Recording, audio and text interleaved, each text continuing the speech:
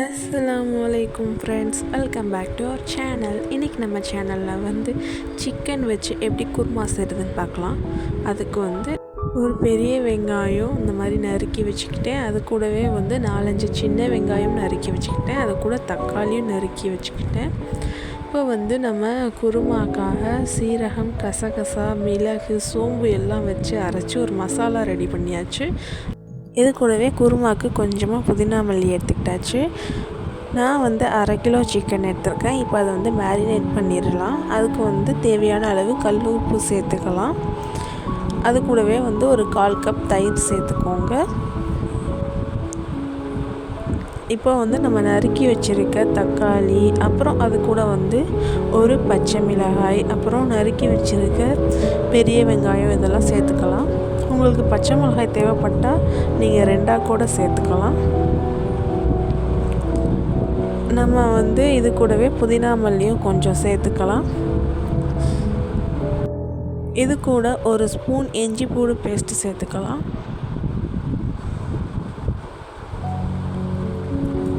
இதை இப்போ நம்ம கையால் மேரினேட் பண்ணி வச்சிடலாம். இது நம்ம குழம்பு தாளிக்கிற வரை ஊறுனா போதும். பாருங்கள், இந்த மாதிரி மேரினேட் பண்ணியாச்சு. இது ஒரு 10 மினிட்ஸ் கிட்டே இருக்கட்டும். இப்போ நம்ம விறகு அடுப்பில் சமைக்கிறனால அடுப்பு ரெடி பண்ணிவிட்டு அதில் ஒரு கடாய் வச்சுக்கலாம். கடாய் ஹீட் ஆகட்டும்.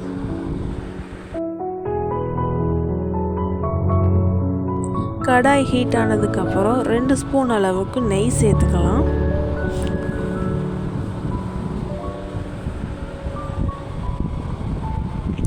நெய் கொஞ்சம் சூடு வந்ததுக்கப்புறம் அது கூடவே ஒரு ஸ்பூன் அளவுக்கு எண்ணெய் சேர்த்துக்கலாம். நம்ம தேங்காய் எண்ணெய் சேர்த்து சமைக்கும் போது ரொம்பவே வாசனையாகவும் ருசியாகவும் இருக்கும். இப்போ எண்ணெய் காஞ்சதுக்கப்புறம் அது கூடவே ஏலக்காய், பட்டை, கிராம்பு இதெல்லாம் சேர்த்துக்கலாம். இது எண்ணெயில் கொஞ்சம் பொரிஞ்சு வரட்டும். பொரிஞ்சதுக்கப்புறம் அது கூடவே நறுக்கின பெரிய வெங்காயம் சேர்த்துக்கலாம். நம்ம மேரினேட் பண்ணுறதுக்கு பாதி பெரிய வெங்காயம் தான் எடுத்துக்கிட்டோம். அதில் இருந்த கொஞ்சம் பாதியை தான் இதில் சேர்த்துருக்கோம். வெங்காயம் நல்லா செவந்து வரட்டும்.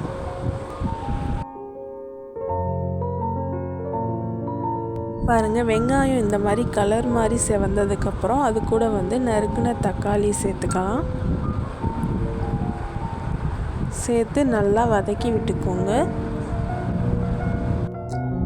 இது கூட கொஞ்சமாக புதினா மல்லி சேர்த்து நல்லா வதக்கிக்கலாம்.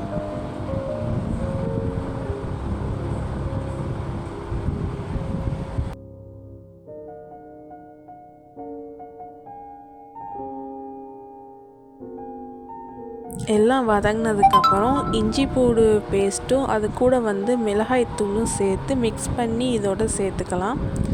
சேர்த்து இஞ்சி பூண்டு பேஸ்ட்டு அப்புறம் மிளகாய்த்தூளோட பச்சை வாசனை போகிற வரை நல்லா வதக்கி விட்டுக்கோங்க.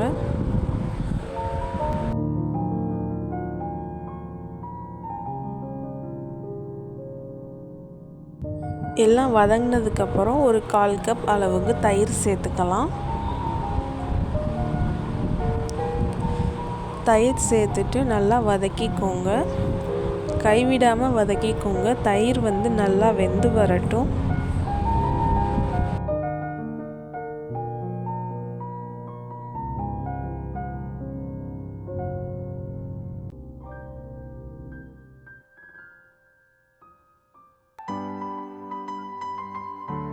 தயிர் நல்லா வெந்ததுக்கப்புறம் நம்ம மேரினேட் பண்ணி வச்சுருக்க சிக்கனை போட்டு ஒரு 2 மினிட்ஸ் கிட்ட இந்த மாதிரி மூடி வச்சுக்கலாம்.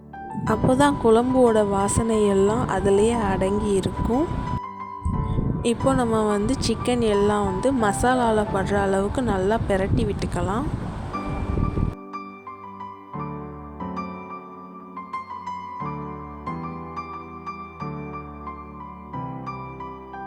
மசாலா எல்லாம் சிக்கனோட மிக்ஸ் ஆனதுக்கப்புறம் ஒரு 1/2 டம்ளர் அளவுக்கு தண்ணி சேர்த்துக்கலாம்.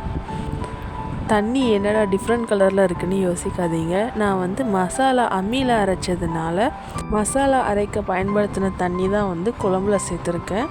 நீங்கள் மிக்சியில் அரைச்சிங்கன்னா நம்ம நார்மலாக சேர்க்குற தண்ணி கூட சேர்த்துக்கலாம். அது கூடவே வந்து ஒரு ரம்பை இலையை வந்து இந்த மாதிரி முடிச்சு போட்டு சேர்த்துக்கலாம். இப்போ ஒரு 1/4 மணி நேரம் மூடி போட்டு குழம்ப கொதிக்க வச்சிடலாம். குழம்பு கொதித்ததுக்கப்புறம் நம்ம அரைச்சி வச்சிருந்த மசாலா வந்து கொஞ்சமாக தண்ணி சேர்த்து கரைச்சி அதையும் வந்து குழம்போடு சேர்த்து ஒரு தடவை மிக்ஸ் பண்ணி விட்டுக்கலாம். ஓரளவுக்கு குழம்பு கொதித்து கறி வந்து ஒரு பதமாக வெந்ததுக்கப்புறம் மசாலா சேர்த்தா தான் குருமா ரொம்பவும் ருசியாக இருக்கும். ஒரு மூடி போட்டு கொதிக்க வச்சிடலாம். நம்ம அதுக்கடையில் வந்து ஒரு 1/4 மூடி அளவுக்கு தேங்காயை வந்து ஸ்டவ்வில் வறுத்து எடுத்துக்கலாம். 1/4 மூடி தேங்காயை வந்து ஒரு பாதி அளவுக்கு ஒரு 3/4 பதம் அரை பதமாக வறுத்ததுக்கப்புறம் அது கூடவே வந்து ஒரு 1/4 கப் அளவுக்கு முந்திரி சேர்த்துக்கலாம். சேர்த்து அதையும் வந்து இந்த மாதிரி பொன்னிறமாக வறுத்து எடுத்துக்கலாம். இப்போ இதை மிக்சியில் ஆட்டி அதையும் சேர்த்துக்கலாம்.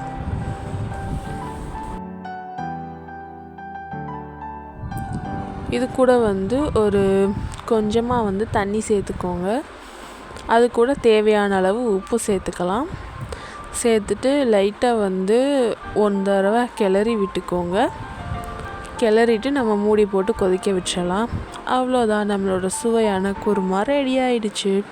கடைசியாக வந்து புதினா மல்லி சேர்த்து நம்ம இறக்கிடலாம்.